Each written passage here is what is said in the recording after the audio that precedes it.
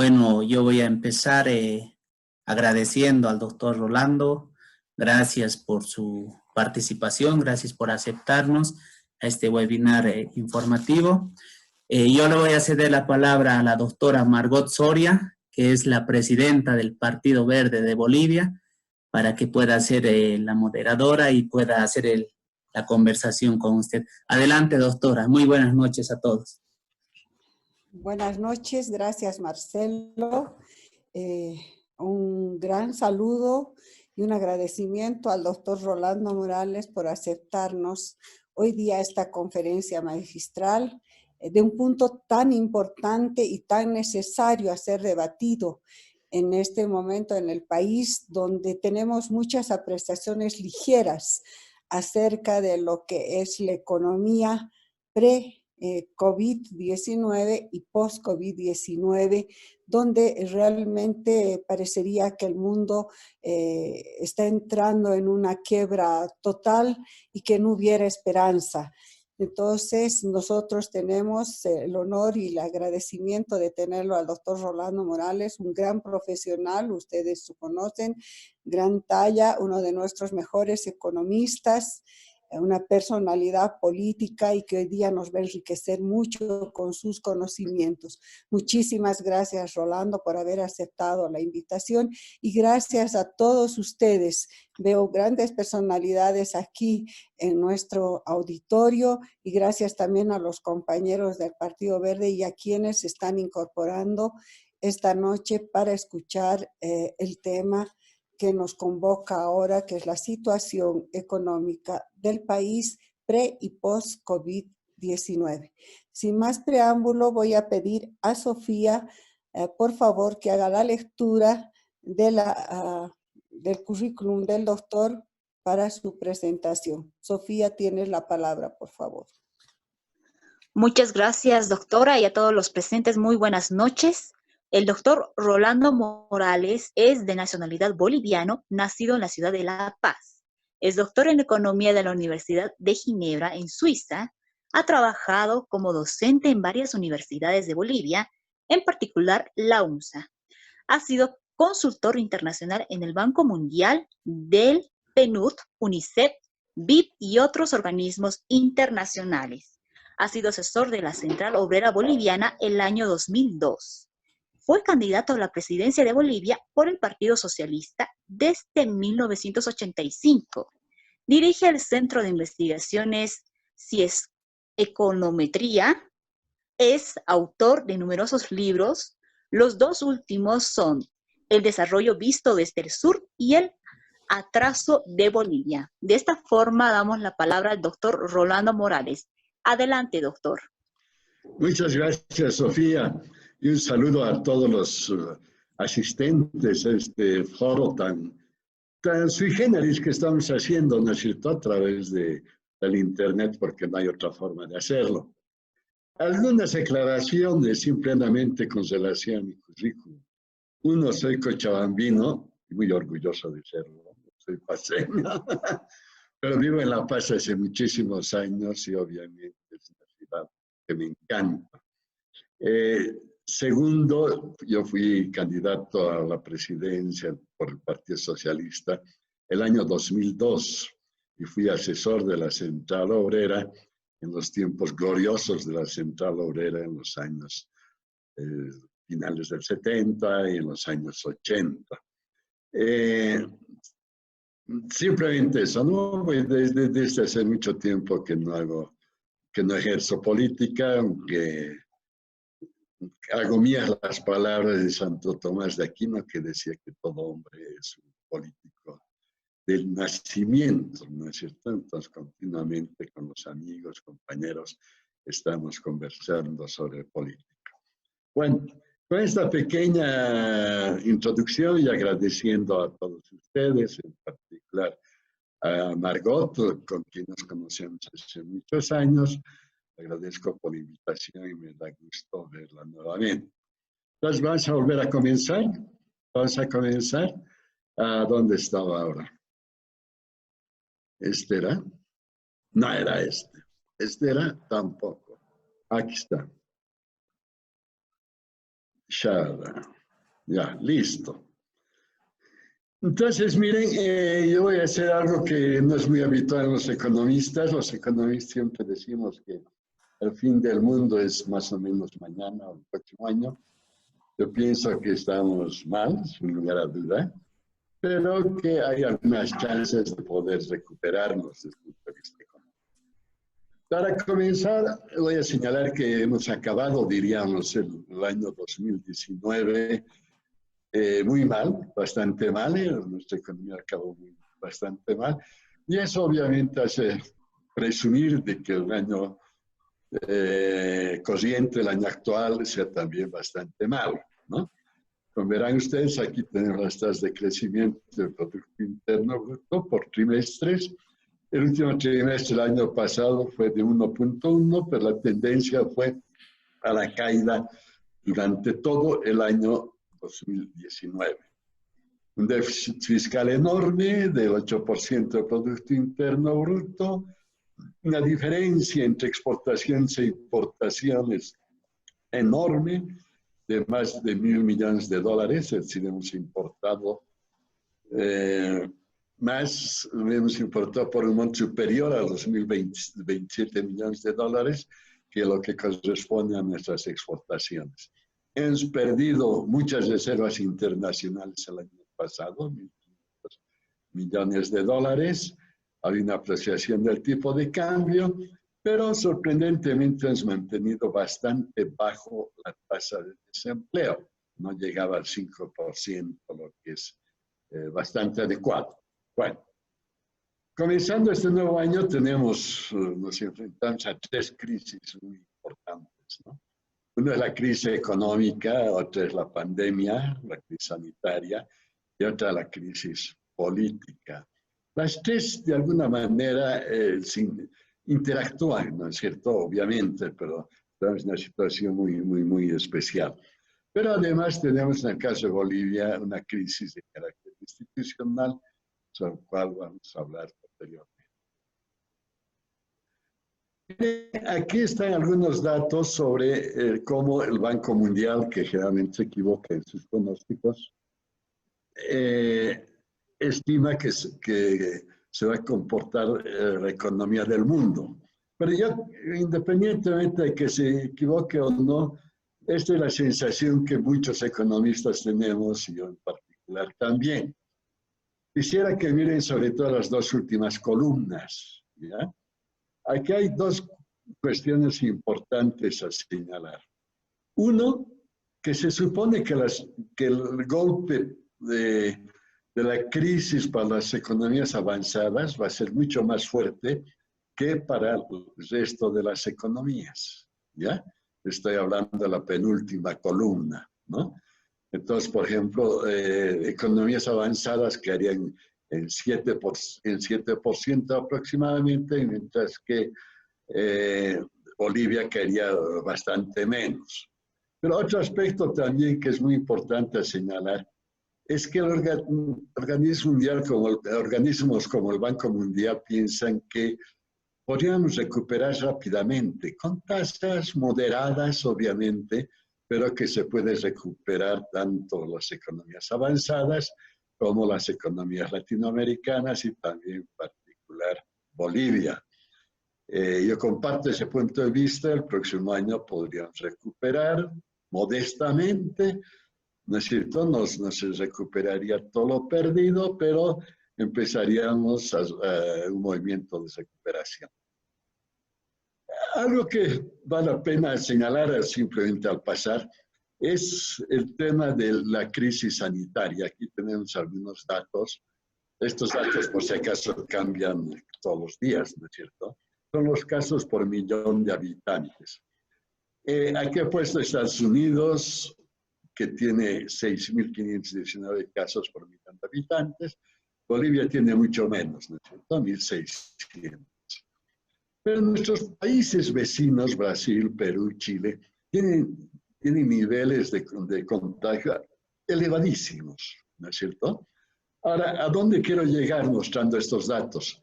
Es que es posible que tengamos que mantener las fronteras cerradas con Brasil, Perú y Chile. cerradas por razones sanitarias. Pero esto puede tener repercusiones económicas muy importantes, ¿no es cierto? Es decir, si están cerradas, no vamos a poder realizar importaciones de estos países, ni tampoco de la China, porque las importaciones de la China pasan por Chile, ¿no es cierto? Eso puede tener un impacto en realidad positivo para Bolivia. Bueno, los datos preliminares sobre el estado de la economía en los primeros meses de este año nos trae algunas sorpresas, verdaderamente sorpresas, porque les decía que teniendo en cuenta que el año pasado fue muy malo, se suponía que este año iba a ser también muy malo, ¿ya? Aquí les voy a mostrar inicialmente datos para el primer trimestre. Está claro que lo peor de la crisis ha venido después del primer trimestre, ¿no? Pero bueno, veamos un poco algunos datos para el primer trimestre. Primer aspecto que nos sorprende enormemente, que desde el 31 de diciembre del año pasado hasta el 15 de mayo han subido los depósitos en los bancos en un monto equivalente a 1.943 millones de dólares. Casi 2.000 millones de dólares de aumento en los depósitos sorprende, ¿no es cierto? Uno puede decir, bueno, ¿y de dónde viene tanta plata? Pero no nos haremos ese tipo de preguntas, ¿de dónde viene? Lo que sí es que es harta plata. Y eso hace además no solamente este aumento, sino el monto total de los depósitos que los bancos han recibido llega a cerca de 28.000 millones de dólares. Bolivia es el país en América Latina que con relación al tamaño de su economía tiene más depósitos en los bancos. Cualquier cantidad de dinero tenemos en los bancos. Dato muy importante, no es para especular ni para chismosear, porque tenemos un sistema financiero muy sólido que puede ayudar ciertamente a salir de la crisis, ¿no? Por otro lado, también las reservas internacionales. Hemos tenido inicialmente una pérdida, después una recuperación y finalmente un aumento de 45 millones de dólares. No es mucho, sin lugar a duda, pero podríamos imaginarnos que las pérdidas sean mucho más importantes. La tasa de desempleo hasta el mes de abril fue de 7%, claro, superior a lo que teníamos en diciembre, pero el aumento también es relativamente modesto. Bueno, estamos hablando del primer trimestre. La balanza comercial arrojó saldos positivos, es decir, hemos exportado más que lo que hemos importado, eso no ocurrió hace muchos años. Y la mala noticia que tenemos para el primer trimestre es la situación del Tesoro General de la Nación. Una pérdida de 2.300 millones de bolivianos hasta el mes de marzo, y las autoridades de finanzas estiman que vamos a perder 9.000 millones de bolivianos hasta el mes de junio. Hay algunas sorpresas. Bueno, antes de pasar a sorpresas sectoriales, quiero señalarles que según los últimos datos no sé si ven toda la pantalla, no sé qué hacer. No sé, sí, quizás, sí. Tal vez, no sé. Exacto, ahora sí. Es que faltaba el último. Bueno, según el INE, ya el segundo trimestre pues ha ido muy mal, ¿no? La caída del Producto Interno Bruto, bueno, este es un próximo, es el Producto Interno Bruto. Es un índice, para el segundo trimestre habría habido una caída de la producción del 5.6%, que no sé por qué no se ve en la pantalla. ¿Ya? No sé qué ha ocurrido. Bueno. Tengo que llamar también a mi nieto, porque los chicos son los que saben manejar estas cosas bien. Bueno, les mencionaba, bueno, que el segundo trimestre, según él, tiene una caída muy fuerte, de menos 5.6%. Sin embargo, el mismo INE dice, hay que tomar con precaución este dato, porque hemos tenido muchas dificultades en el acopio de la información básica. Yo creo que sí hay que tomar con precaución este dato. No creo que la caída de un mes al otro haya sido tan importante. Bueno, algunos datos también en general que sorprenden, que se refiere al primer trimestre, ¿no es cierto? Aquí tenemos las tasas de crecimiento del primer trimestre. Como verán, la agricultura ha tenido un desempeño, no digamos maravilloso, pero relativamente bueno. Ese es un dato que lo vas a manejar. Minería, sí, una caída fundamental, brusca. Construcción igualmente, eso nos sorprende. Transporte, también una caída, tampoco nos sorprende. Pero después todas las otras tasas son positivas al primer trimestre. No quiero que se hagan ilusiones pensando que esto va a seguir todo el año así, ¿no es cierto? Por cuestiones que son casi normales de suponer, ¿no? Hemos tenido hasta el presente cerca de 4 meses de parálisis de la actividad económica.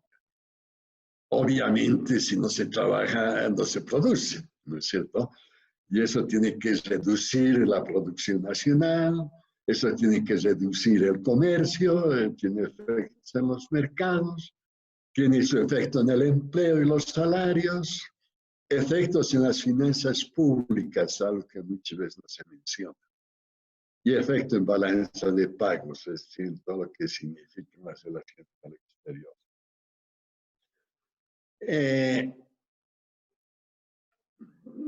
Sobre algo quisiera hacer énfasis, en que todo el mundo le pide al Estado ayuda. El Estado está básicamente quebrado y sobre todo nadie debería desear que el Estado esté quebrado. Vamos a ver después un poquito, con un poquito más de detalles situación. Pero hay una noticia muy buena, que el aparato productivo no está dañado. ¿No es cierto? Si no está dañado el aparato productivo, podemos pensar en que se va a recuperar la economía. No es como en el caso de una guerra, de un terremoto, de cosas así, ¿no es cierto? Entonces, ¿cuáles son los problemas en realidad que ocasionan, dirían, esta parálisis de la actividad económica durante 3, 4 meses y quizás dure hasta fines de año? El problema son los balances empresariales, balance fiscal, sector externo y sector familias también, obviamente, ¿no es cierto? Cuando estamos hablando de balance, estamos diciendo sus relaciones entre ingresos y gastos, ¿ya? Obviamente las empresas pueden estar asumiendo gastos importantes y no tienen los ingresos que se esperaban y entonces, sin lugar a duda, tiene un déficit, ¿no es cierto? El balance fiscal, hay 2 problemas muy serios para el Estado. Por un lado, es la caída de las exportaciones. Ustedes saben que el Estado boliviano es muy dependiente de su sector externo, de las exportaciones. Hay una caída importante de las recaudaciones, nadie está pagando sus impuestos, no están pagando menos porque simplemente están produciendo y vendiendo menos. Y el Estado está asumiendo gastos importantes debido a la pandemia, ¿no? Todos estos bonos, los gastos en salud, etc. Tenemos un sector externo muy débil, ya lo teníamos desde hace varios años, sabemos bien, ¿no es cierto? Muchas importaciones y nuestras exportaciones en caída libre. Por otro lado, en situaciones similares también puede haber un efecto contagio desde el punto de vista de la participación que tenga el país en empresas extranjeras o en sistemas financieros internacionales. Las crisis que pueden tener las grandes empresas en el exterior pueden repercutir en Bolivia. Y tenemos obviamente el tema de los desbalances en el sector familias, ¿no es cierto? Si una familia, uno o varios de sus miembros pierden su empleo, eso va a significar obviamente una caída de los ingresos familiares, Y eso también es muy importante señalarlo, no solamente es necesario preocuparse del lado humano del desempleo, sino también del lado económico. Si hay desempleo y los ingresos familiares caen, va a caer la demanda de productos y de bienes y de servicios, y eso puede demorar la reactivación de la economía. Que obviamente, frente a una caída, a una demanda deprimida, los empresarios no van a querer lanzarse a producir más. Algunas observaciones sobre los balances empresariales. Miren, la crisis puede tener efectos muy diferentes en economías grandes, en lo que les mencionaba al inicio, y efectos diferentes en economías pequeñas. Las economías grandes se caracterizan por tener un alto grado de concentración industrial, es decir, tiene fábricas o establecimientos económicos muy grandes, por ejemplo, fábricas de aviones, de autos, etcétera, ¿no es cierto? Contrariamente, en los países como Bolivia no tenemos grandes empresas, pero tenemos muchas empresas pequeñitas. Ahora, ¿cuál es la diferencia con relación a los impactos? En una economía grande, por ejemplo, una fábrica de aviones o de autos, etcétera, sus ganancias por unidad vendida son relativamente pequeñas. Pero como venden millones de autos, entonces obviamente que les va bien. Pero si cae la demanda de autos y ellos tienen que disminuir en algo sus precios o mantener en stock muchos de sus autos, pueden entrar en quiebra, ¿no es cierto? Y la quiebra de una fábrica grande, de un establecimiento económico grande, puede arrastrar a toda la economía de sus países, ¿no? No es el caso de economías como la nuestra, que se caracterizan por tener muchísimas empresas. Si una de esas pequeñas empresas quiebra, no va a arrastrar la quiebra de toda la economía. Por otro lado, hay algo muy importante a señalarlo. Las empresas grandes tienen costos fijos importantes. Mientras que en economías como las nuestras, con empresitas muy pequeñas, los costos fijos son también pequeños y más aún hay la posibilidad de convertirse en otro tipo de actividad. Ustedes se han debido observar en estos días de pandemia cómo la gente se convierte en otra cosa, ¿no? Albañiles se convierten en agricultores, en choferes, la gente se pone a vender cositas, sobre todo alimentos, y antes vendía computadoras, ahora venden cebollas, etcétera. Hay mucha más facilidad de convertirse, ¿no? Y de hacer frente a la crisis en un país grande. Ahora, obviamente, tanto en economías con grandes empresas como pequeñas, hay el riesgo de quiebra para la empresa o de descapitalizarse, ¿no? En ambos casos, eso puede tener repercusiones en el corto plazo y a mediano plazo. El balance fiscal. Menos ingresos por la caída de las exportaciones y de las recaudaciones. Ya vemos, más gastos por la pandemia.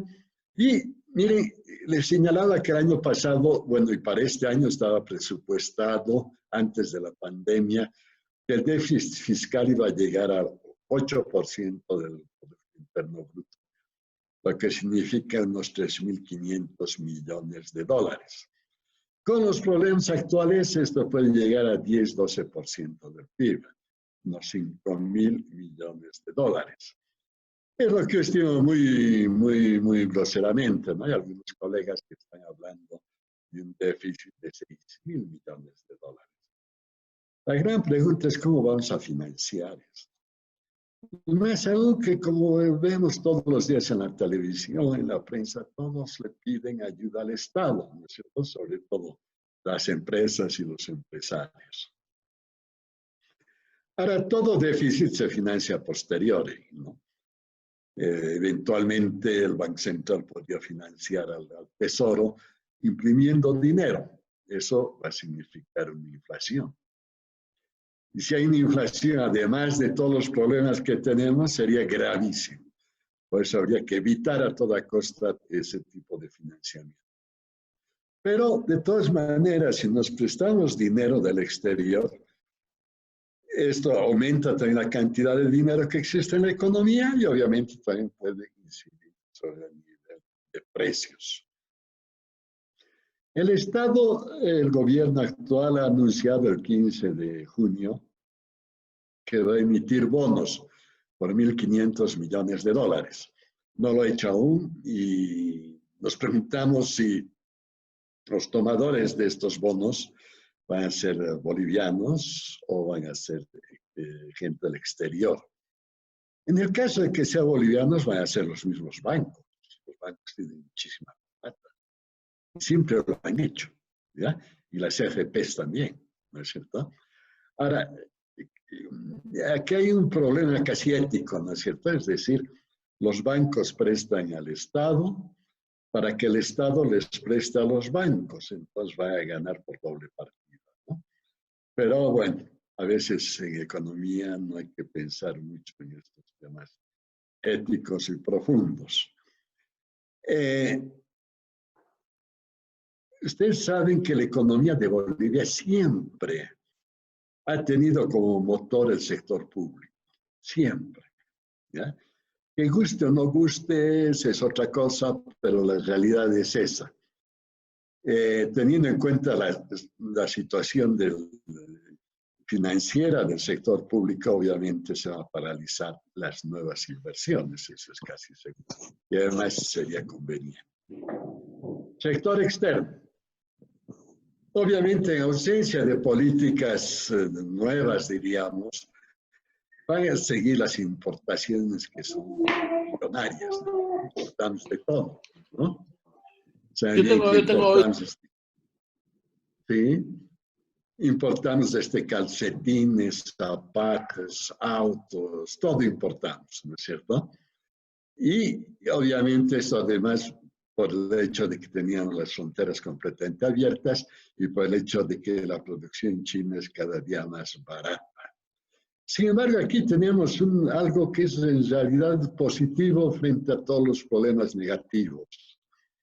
El cierre de fronteras por razones sanitarias constituye una medida de protección a la producción nacional. Es decir, dejarán de entrar calcetines, zapatos y cosas así desde la China a nuestro mercado y en consecuencia nuestros productores nacionales podrán empezar a colocar estos productos en nuestro mercado.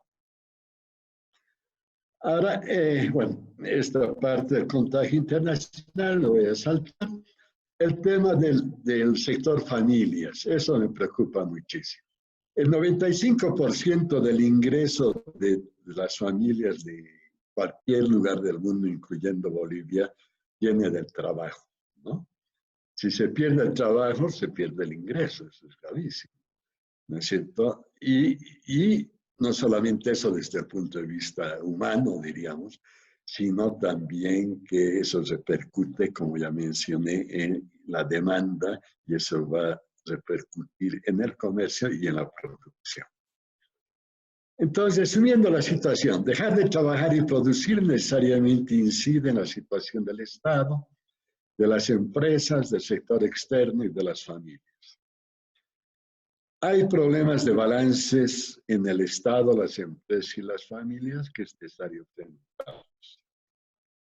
El aparato productivo está intacto, por lo que es posible comenzar de buen pie el 2021, pero si se toman las buenas medidas económicas. Entonces, ahora quisiera compartir con ustedes algunas reflexiones sobre las políticas que me parece que deberían ser las adecuadas, ¿ya? Entonces, el objetivo de las políticas está aquí en rojo. Primero, aplanar la curva, distribuir en el tiempo las pérdidas. Todos están perdiendo, ¿no? El Estado, las empresas, las familias, estamos perdiendo. Ahora, lo que quisiéramos es no perder, no quedarnos sin nada, diríamos, no quedarnos con muy poco. Eso significa tratar de poner en marcha mecanismos que nos permitan asumir estas pérdidas en muchos meses, quizás en muchos años, ¿no? Dos, otro objetivo de la política debe ser equilibrar el sector externo. Y tres, obviamente, preservar el empleo. ¿Ya? Entonces vamos a ir repasando cómo podrían ser estas políticas. Vas a comenzar con el tema de aplanar la curva, de distribuir en el tiempo las pérdidas. Básicamente, ¿qué significa para las empresas esto? Significa poder financiar los agujeros en su presupuesto que tiene en este momento, ¿no? Una empresa, obviamente, como cualquier empresa del mundo, sabe que tiene riesgos, ¿cierto? Que en algunos meses o algunos años tiene ganancias, en otros va a tener pérdidas, etcétera. Entonces no debería constituir verdaderamente un susto o pensar que siempre tienen que ganar las empresas todos los meses y todos los años, ¿no es cierto? Pero sí, cuando tiene problemas de liquidez, que serían en este caso problemas de liquidez, las empresas desearían tener la posibilidad de tener un crédito, ¿ya? Sí, son empresas grandes y también son medianas, sin lugar a duda, que pueden dirigirse a un banco, a cualquier banco. Habías mencionado que el sistema bancario es muy sólido, ¿no? En este mismo momento, es decir, hoy día tiene alrededor de 2.000 millones de dólares para prestar, ¿ya? Eso a veces nos olvidamos, curiosamente, en este país que todos recurrimos al Estado, nos olvidamos que tenemos bancos y que los bancos sirven para eso, también, para prestar dinero, sobre todo cuando uno tiene problemas. Pero es necesario, sin lugar a duda, establecer una nueva normativa de emergencia para el crédito bancario. En general, yo siempre he tenido la idea de que la normativa existente para el crédito bancario es muy dura, ¿ya? Las tasas de interés son demasiado fuertes, los plazos son cortos, las penalidades en el caso en que uno no pueda pagar son terribles. Entonces será necesario, yo creo, establecer una nueva normativa. Bueno, simplemente quiero terminar con esta diapositiva señalándoles que los bancos tienen cerca de 28.000 millones de dólares, equivalente al 64% del Producto Interno Bruto. Por otra parte, entonces ustedes saben que los bancos han estado haciendo en los últimos 10 años utilidades netas entre 200 y 300 millones de dólares. Y bueno, si este año sus utilidades bajan un poco, no va a causar tampoco muchos problemas.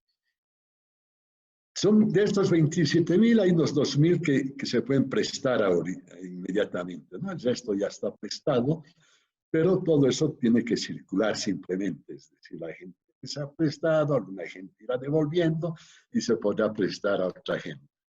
Sin embargo, siempre los bancos tienen el miedo de quedarse en un momento de iliquidez, ¿no es cierto? Es decir, que lo que no les han devuelto la plata en un monto suficiente a lo que ellos han prestado, entonces tienen iliquidez. Para eso el Banco Central está facilitado. La ley del Banco Central les facilita prestarles dinero para temas de liquidez. Por otro lado, ya sabemos también que el Banco Central ya ha disminuido la tasa de encaje legal, ya que va a haber todavía más plata en los bancos para atender las necesidades de las empresas.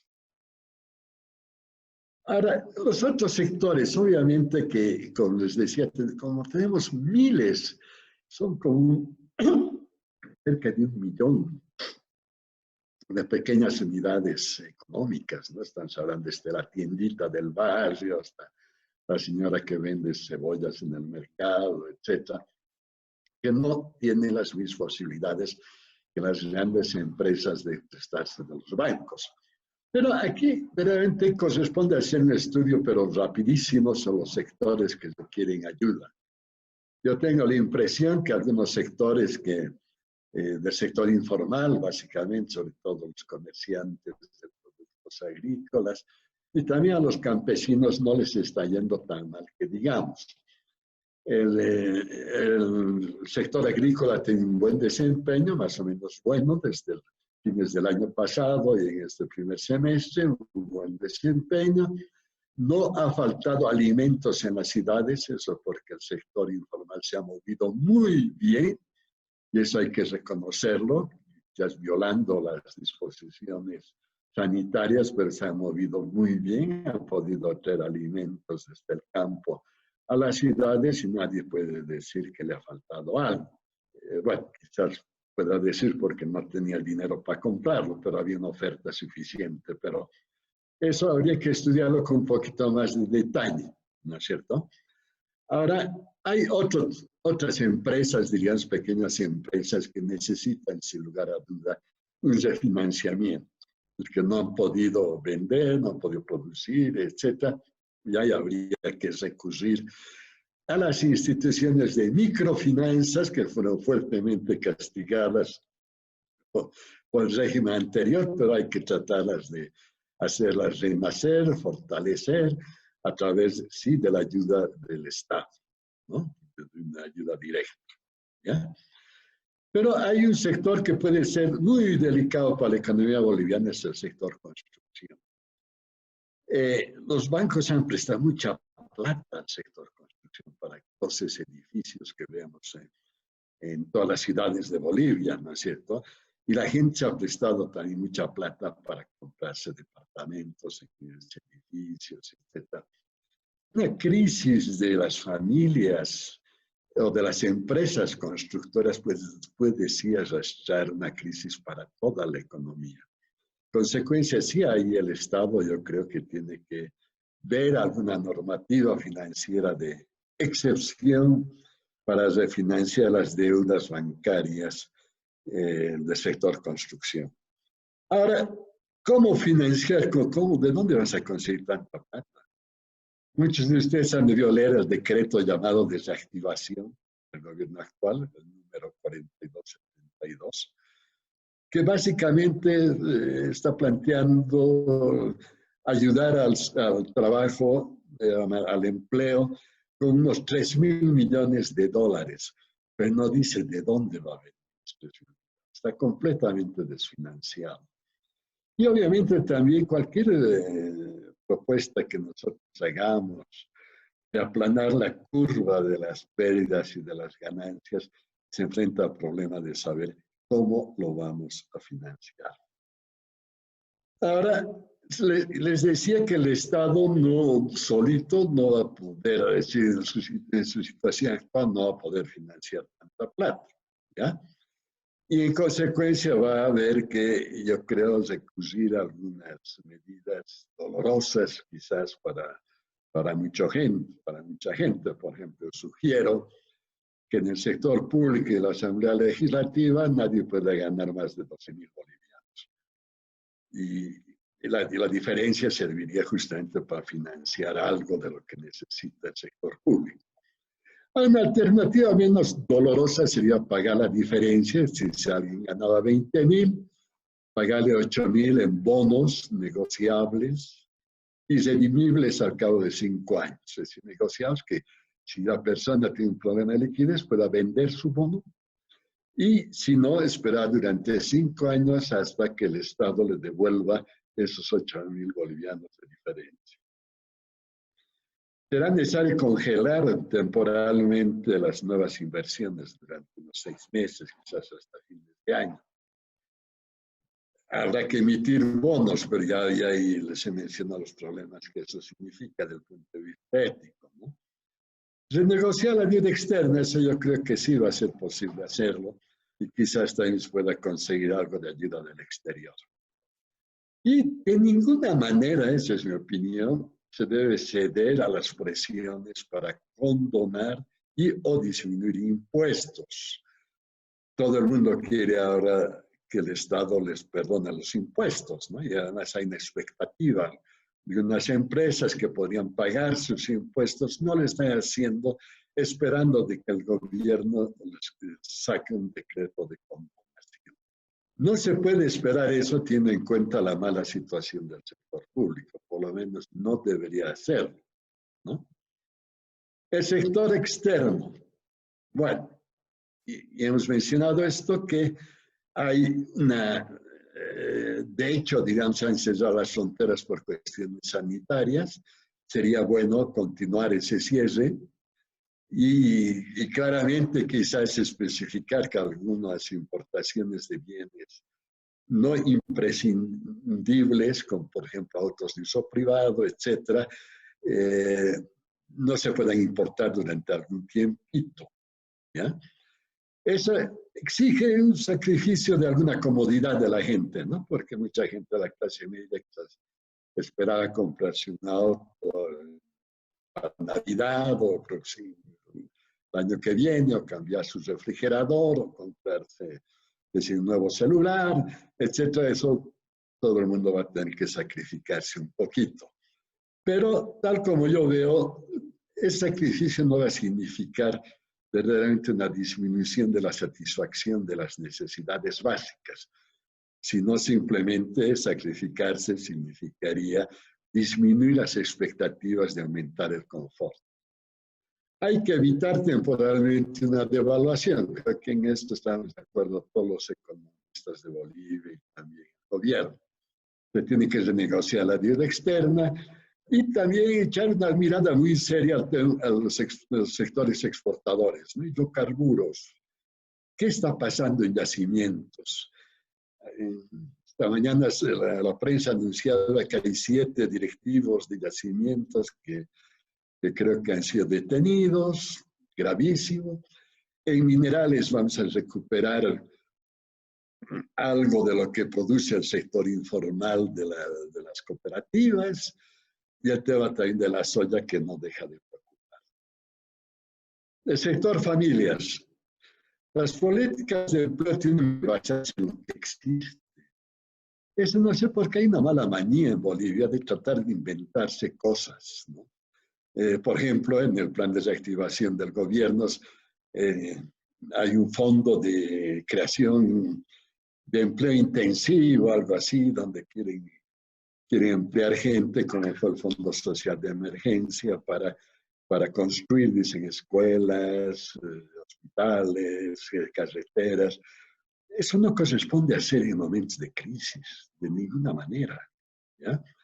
Mientras que sí correspondería ayudar a las redes de trabajadores informales. Hay redes que funcionan bien, son un poco el pilar de esta economía de emergencia de las cuales estamos viviendo, y obviamente a las pequeñas empresas. Estas existen, todo eso existe. No hay que crear nuevas cosas, ¿no? Y sobre todo no pensar en cuestiones tan absurdas como retirar el Fondo Social de Emergencia. 2, mantener la prohibición de despedir trabajadores del sector público y del sector privado. Tenemos una ley, la ley 309 del 30 de junio, que prohíbe el despido de trabajadores del sector público y sector privado. Pero imagínense ustedes que el primero a violar la ley es el sector público. En los ministerios y en las empresas públicas siguen y siguen despidiendo gente. Es una ley bien exigente, porque señala que uno que no se puede prohibir, pero que sí los despiden, a los trabajadores les tienen que pagar los sueldos durante todo el tiempo que estén suspendidos. Pero a pesar de eso, a los ministros, directores, etcétera, no les importa nada.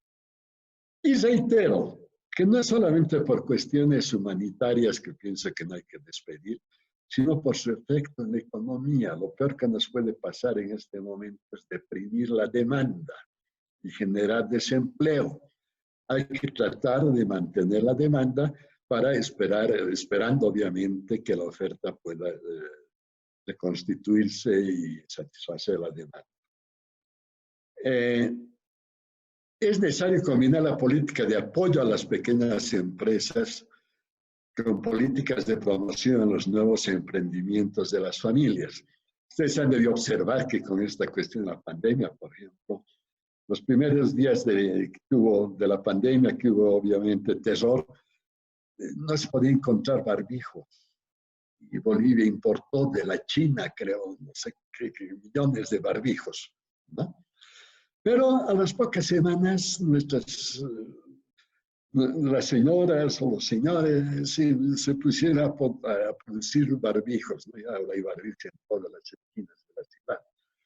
y otras cosas, ¿no es cierto? Es decir, la gente puede producir camisas, puede producir zapatos, puede producir pantalones, etc. Y eso es lo que hay que hacer, ¿no es cierto? Y como ya no vamos a tener la competencia de la producción china, entonces va a haber un mercado que puede satisfacer esta demanda.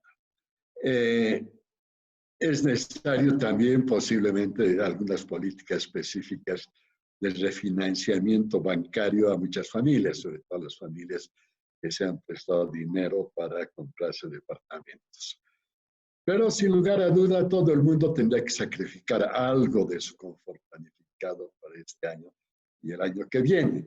No vamos a llegar a una situación de hambruna, eso podemos estar seguros que no, ¿ya?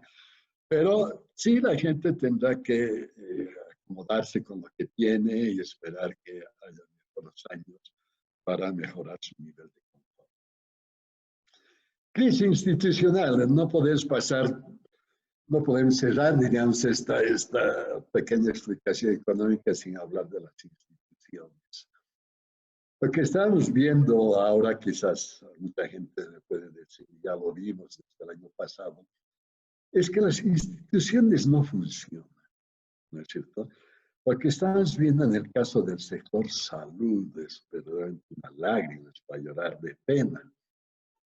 Todo esto se origina en un pasado y también hay un cuadro, un marco jurídico, ¿no? La ley de descentralización administrativa, creo que fue de 1995, creo, que creó un caos total, ¿no es cierto? Por ejemplo, un caos en el sector salud, donde hay algunos centros de salud que dependen de la alcaldía, de las alcaldías, otros de las gobernaciones, otros del ministerio, y ustedes verán todo lo que ocurre, ¿no? Por ejemplo, en Cochabamba, también lo que ha ocurrido en La Paz.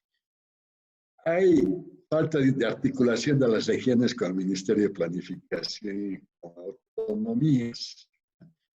Se necesita reorganizar todo eso, ¿no es cierto? No podemos seguir así.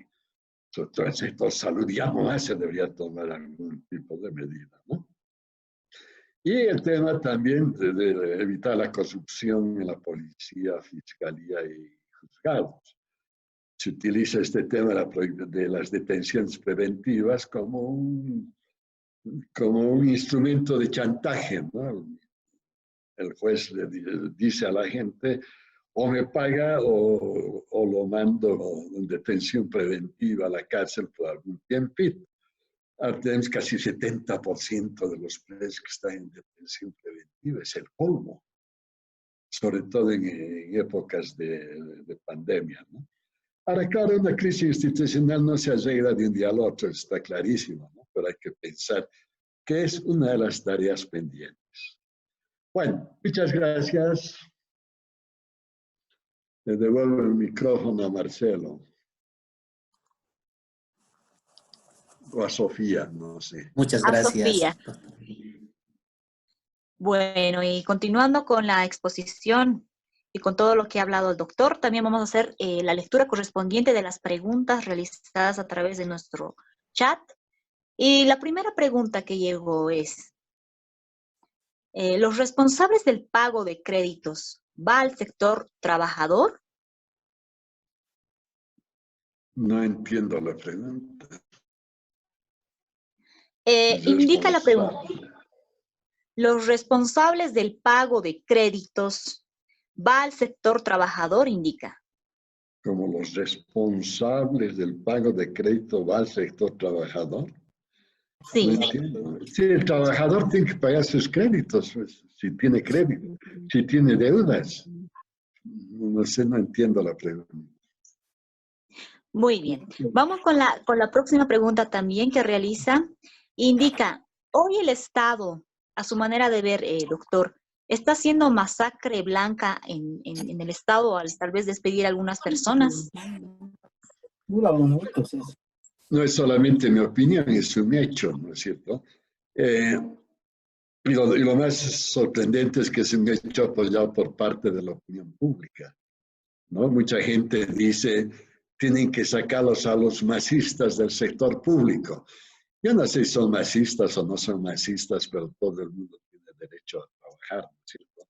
Y no se puede continuar con esta práctica que siempre la hemos tenido, es verdad, ¿no? Cuando hay nuevo gobierno, despide a todos los que cree que eran fieles al anterior gobierno para no meter a sus partidarios, sus cuates, sus amiguitos, etcétera, ¿no?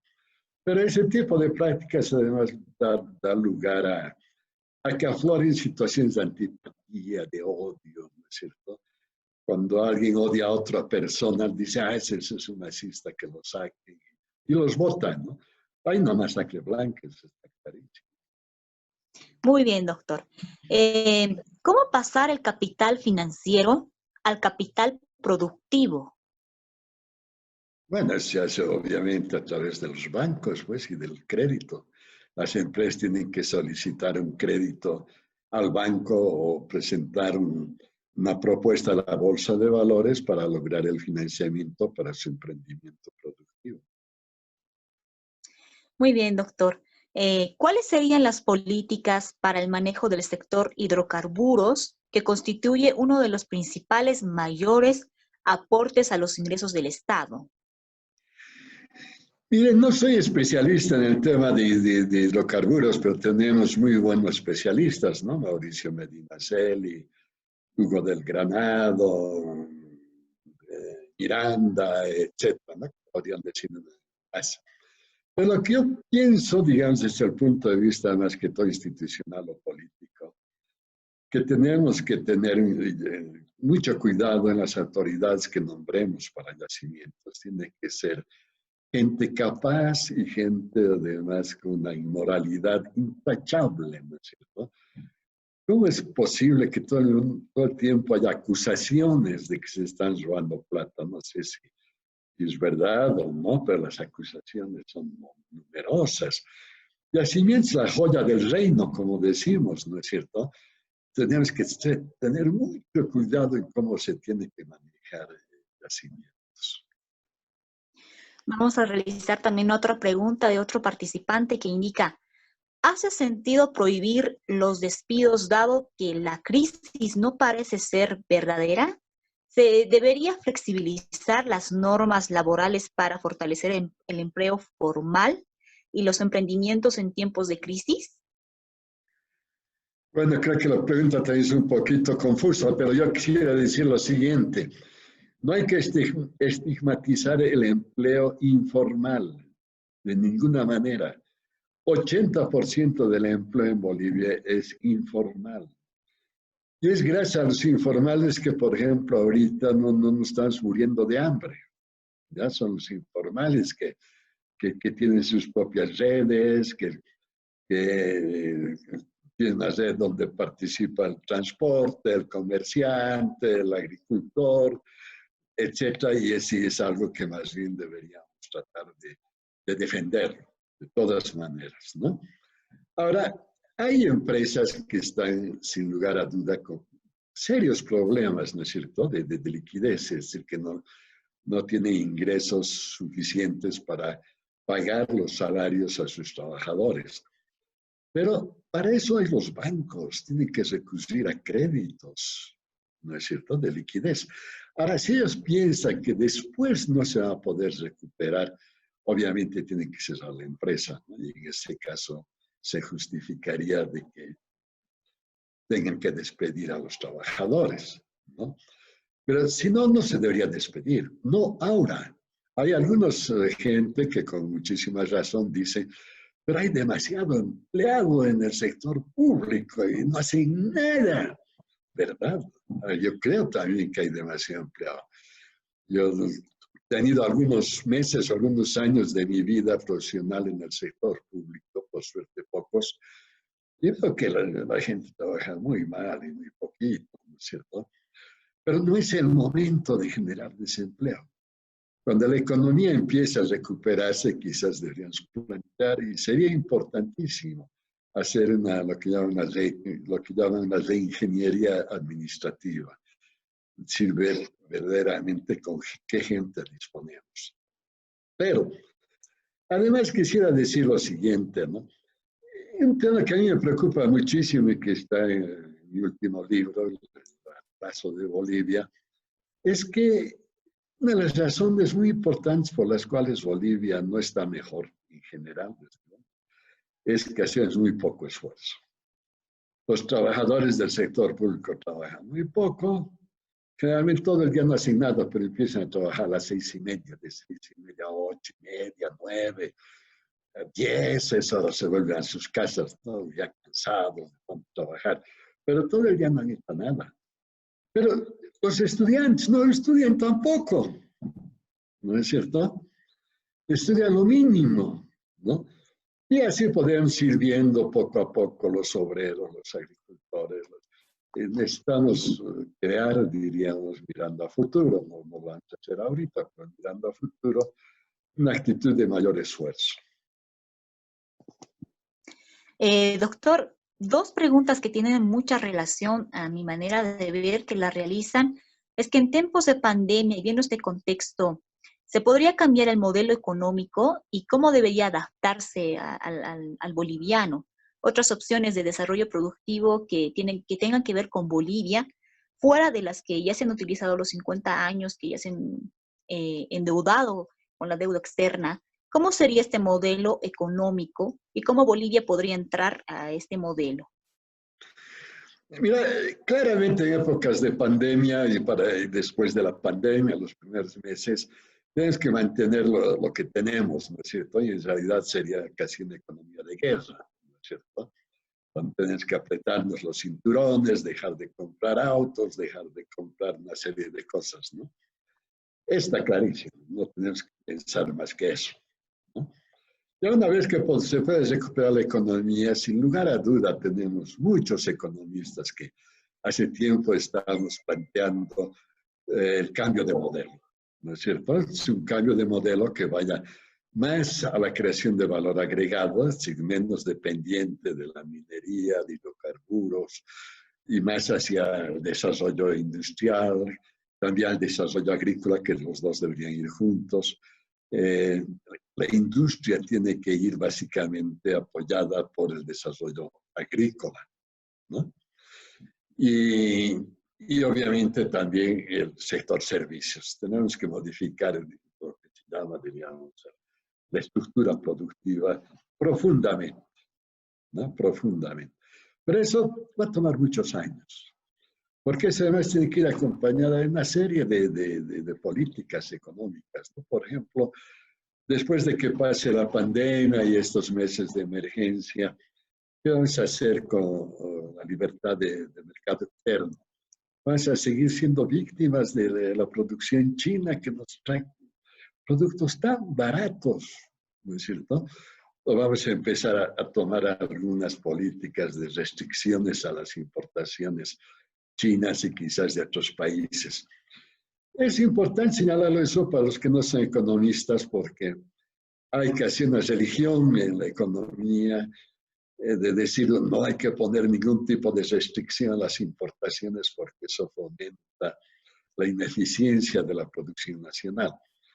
Pero que fomente o no fomente, yo creo que es necesario durante un tiempo por lo menos poner algunas restricciones a las importaciones de productos que sí los podemos producir en Bolivia, ¿no? Está claro que no podemos producir ni autos, ni aviones, ni celulares, pero podemos producir calcetines, pantalones, camisas, zapatos, una serie de otras cosas, ¿no? Muchas cositas que utilizamos en el hogar, cerámicas, platos, vasos, todas esas cosas podemos producir nosotros. Y entonces hay que pensar en un apoyo industrial importante y un apoyo agrícola importante. Quiero señalar esta cuestión del agrícola en particular, porque yo creo que desde la Revolución Nacional del 52 y los años que han seguido, y después de los programas estos que lanzó el Banco Mundial de Desarrollo Rural Integrado, nunca se ha hecho nada por la agricultura en Bolivia. Nuestros rendimientos son absolutamente bajos. La razón por la cual en Bolivia hay tanta pobreza es porque la agricultura produce poco. Cuando digo produce poco, estoy diciendo cuántas toneladas de papas sacamos por hectárea. Los peruanos sacan hasta 2, 3 veces más que nosotros. Entonces tenemos que ir cambiando ese tipo de cosas, ¿no? No se trata de hacer un discurso en el sentido de decir socialistas, capitalistas, liberales, no liberales. No, se necesita empezar a ver las cosas de cerca. El Estado tiene que intervenir cada vez que sea necesario, ¿no es cierto? Y dejar que funcione el mercado mientras sea posible. El Estado no debe meterse a producir tomates, helados, etc. Pero sí el Estado tiene que intervenir, por ejemplo, para regular la actividad económica o para hacer cosas que no quiere hacer el sector privado directamente, ¿no es cierto? Entonces, hay que ser realistas, mirar con ojos realistas lo que sí tiene que hacerse el Estado y lo que esperamos que haga el sector privado. Muy bien, doctor. Unas 2 últimas preguntas, por favor. Doctor, ¿usted aconseja reactivación de pequeñas empresas a través de microcréditos? ¿Cómo sería el procedimiento? ¿A través de los bancos o a través del gobierno o entre ambos? Y la última, por favor. ¿Se necesita un pacto entre gobierno, partidos políticos y sociedad para impulsar grandes reformas? ¿Cómo enfocaría este diálogo? La primera pregunta que me parece que es bien importante. Lo que teníamos antes, estas llamadas instituciones, las ONGs, las organizaciones sin fines de lucro, instituciones financieras sin fines de lucro, pequeñitas, ¿no? Que fueron básicamente víctimas de las políticas del gobierno anterior, más o menos han desaparecido. Las ventajas de estas organizaciones, ellos conocían a sus clientes, conocían a los empresarios pequeños, a los microempresarios, ¿no? Había muchas de estas organizaciones, por ejemplo, en el Alto, que trabajaban con muchísima gente, también la ciudad de La Paz, en Cochabamba, etc. Hay que contar nuevamente con ellas. Con los bancos no se puede contar de que atiendan al microempresario, ¿no? A pesar que incluso les cobran menos tasas de interés, mucho menos, pero les exigen muchas garantías. Los bancos son demasiado duros, son un freno para el desarrollo en Bolivia mientras que no se haga una modificación de la normativa financiera. Vale la pena señalar que esta normativa es tan dura debido a los serios problemas que tuvieron los bancos en Bolivia hace unos 20 años, ¿no? Pero después ha ido cambiando, todo ha ido cambiando y también tiene que cambiar la normativa bancaria. La segunda pregunta, el tema de los acuerdos entre la sociedad, el gobierno, etc. El gobierno tiene que hacer lo que la sociedad quiere que haga. No podemos hablar como se hablaba antes, me acuerdo, hace 20 o 30 años, cuando yo hacía parte, cuando yo asesoraba a la Central Obrera, se nos ocurría en esa época reformar comisiones tripartitas, ¿no? El gobierno, los empresarios y los obreros.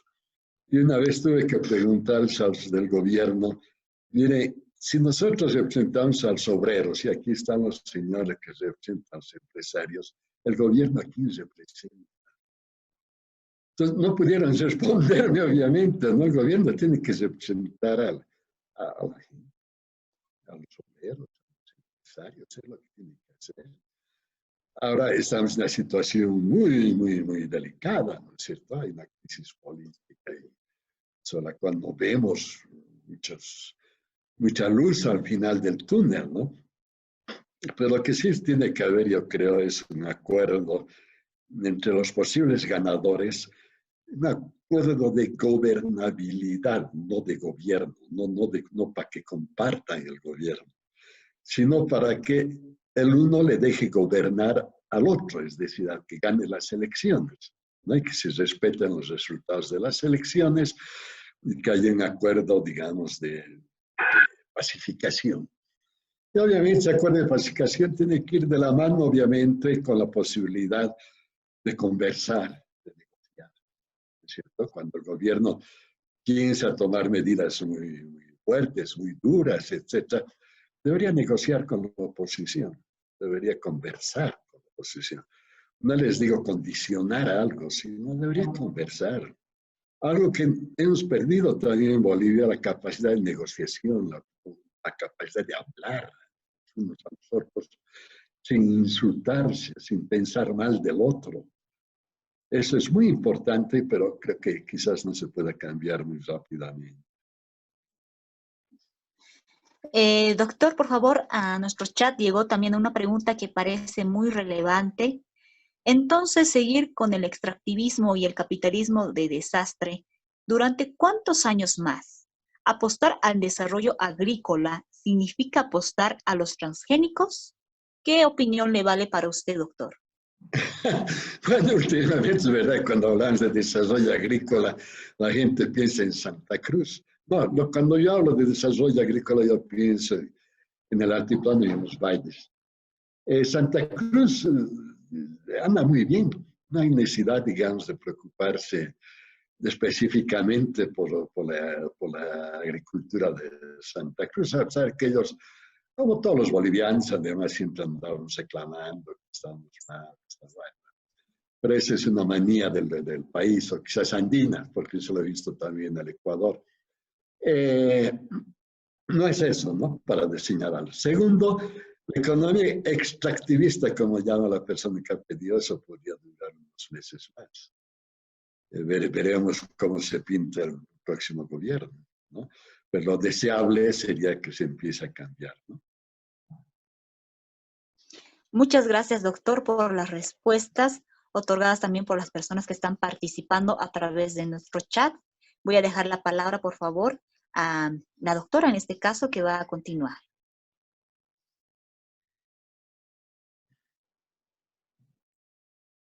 No la escucho.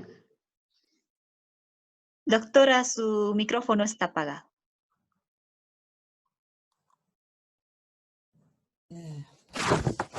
Muchísimas gracias, doctor Rolando Morales.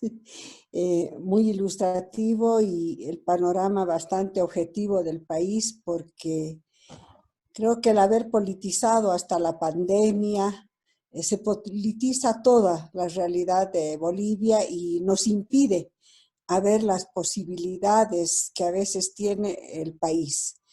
Yo, de escuchar su conferencia, puedo haber concluido en cosas que, por favor, si me equivoco, les ruego por favor a hacerme notar y corregir. He visto que en esta pandemia, para nosotros, no hemos sufrido una gran dificultad de hambruna, de consumo, de satisfacer lo que sería una necesidad básica como alimentación, por ejemplo, gracias al trabajo informal de la gente. Y desde ese punto de vista no es que tengamos que fomentar y seguir con esas estrategias de sobrevivencia, pero que en este momento posibilitaron la subsistencia a todo el país. Por otro lado, también entiendo de su exposición de que esta pandemia es una oportunidad para nosotros como país para mirar hacia lo que es la industria nacional, que es el momento de poder construir un modelo económico propio y rescatando inclusive toda esta informalidad o todo lo que son las pequeñas empresas, y eso implica realmente modificar las políticas económicas del país. También por su exposición podemos ver que tenemos la necesidad de recuperar la institucionalidad del Estado, porque solo la institucionalidad nos va a poder ayudar a superar esta crisis estatal, económica y hasta la pandemia en este momento. Y esa recuperación de la institucionalidad, que implicaría no solo respetar las leyes y las normas, sino también hablar de derechos y de obligaciones. Y para mí las obligaciones estarían en aquel mensaje que usted nos manda sobre la necesidad de generar una agenda de mayor esfuerzo, de trabajar Y realmente, doctor, a veces es increíble cómo no nos gusta trabajar en el país, pero cómo en el exterior realmente nos admiran a los bolivianos por el trabajo que hacemos en cualquier tipo de trabajo, por el trabajo y la honradez. Eso es mi experiencia internacionalmente.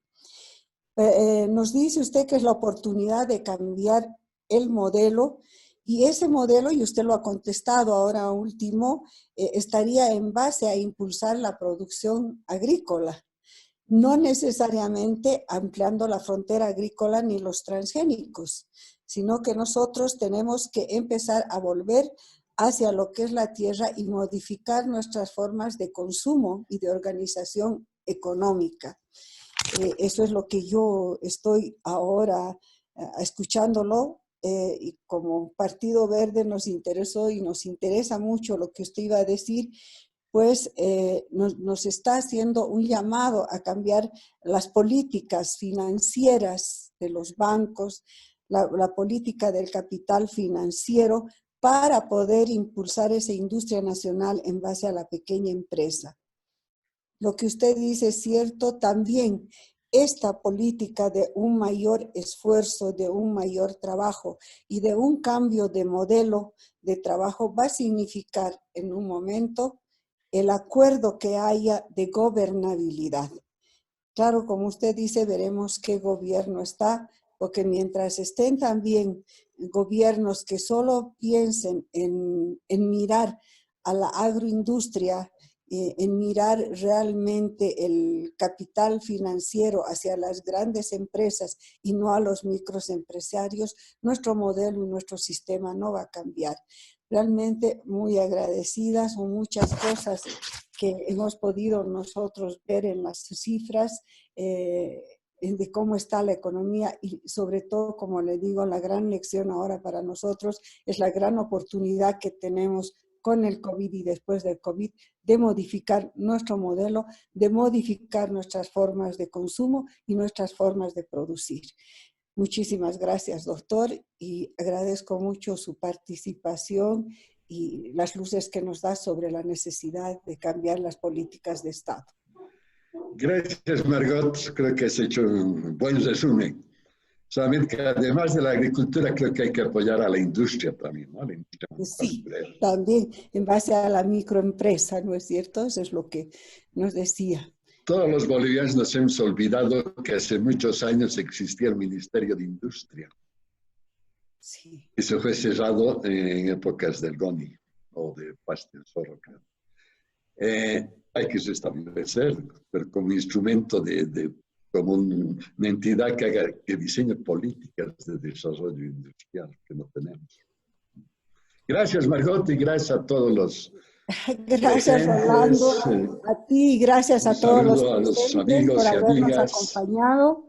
El Partido Verde ha iniciado con el doctor Rolando un tercer ciclo de reflexión de la realidad nacional, y en el próximo webinar, que es el 14, va a estar Fernando Rocabado para hablarnos del tema de salud, igual, en un diagnóstico pre y post-COVID. Él ha sido asesor de la OMS, también Rolando lo conoces, a Fernando, y claro, son realmente cuadros profesionales y políticos que nos pueden hablar con objetividad, igual que el doctor Rolando Morales. Muchísimas gracias y los esperamos en nuestra webinar del 14. Gracias. Hasta luego a todos. Gracias, verlos a todos. Gracias. Muchas gracias. Muchas gracias, doctor Rolando. Muchas gracias. Saludos de Caraparí. Muchas gracias. Carlos, qué bueno que estás de Caraparí, reina de Potosí, reina Amador. Gracias por estar siempre con nosotros, ¿sí?